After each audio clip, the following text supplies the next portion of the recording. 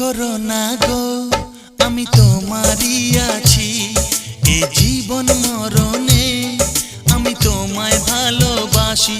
আমি তোমার ছায়া হয়ে রব তোমার পাশাপাশি।